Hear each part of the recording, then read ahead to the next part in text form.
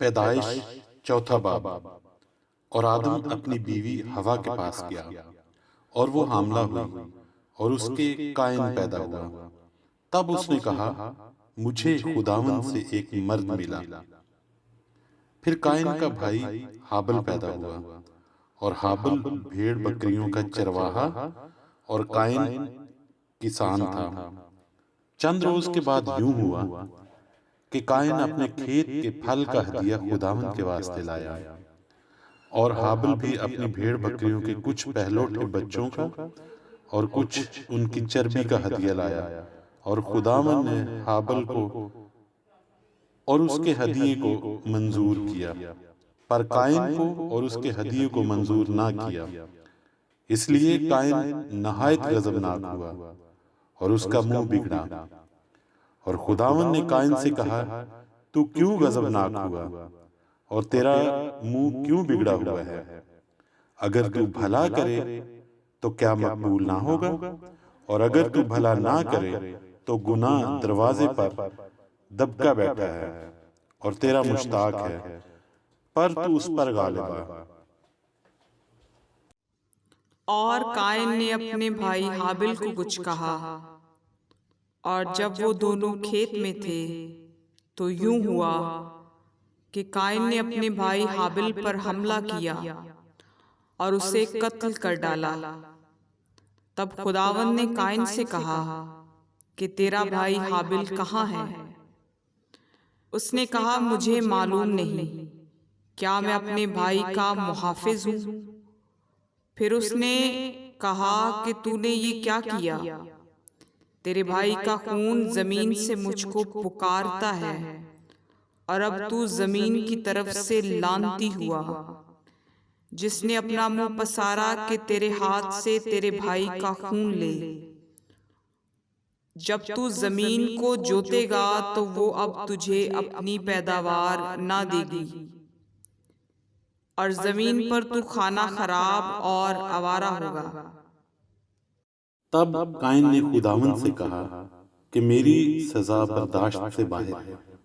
دیکھ، آج تو نے مجھے روئے زمین سے نکال دیا ہے، اور میں تیرے حضور سے روپوش ہو جاؤں گا، اور زمین پر کھانا خراب اور آوارہ رہوں گا، اور ایسا ہوگا کہ جو کوئی مجھے پائے گا قتل کر ڈالے گا۔ تب خداوند نے اسے کہا نہیں، بلکہ جو قائن کو قتل کرے اس سے 7 گنا بدلہ لیا جائے گا۔ اور خداوند نے قائن کے لیے ایک نشان ٹھہرایا کہ کوئی اسے پا کر مار نہ ڈالے۔ سو قائن خداوند کے حضور سے نکل گیا اور عدن کے مشرق کی طرف نود کے علاقے میں جا بسا، اور قائن اپنی بیوی کے پاس گیا، اور وہ حاملہ ہوئی اور اس کے ہنوک پیدا ہوا، اور اس نے ایک شہر بسایا اور اس کا نام اپنے بیٹے کے نام پر ہنوک رکھا۔ اور ہنوک سے اعراد پیدا ہوا، اور اعراد سے مہویا ایل پیدا ہوا، اور مہویا ایل سے متوسا ایل پیدا ہوا، اور متوسا ایل سے لمک پیدا ہوا، اور لمک 2 عورتیں بیاہ لایا، ایک کا نام عدا اور دوسری کا نام زلہ تھا۔ اور عدا کے یابل پیدا ہوا، وہ ان کا باپ تھا جو خیموں میں رہتے اور جانور پالتے ہیں۔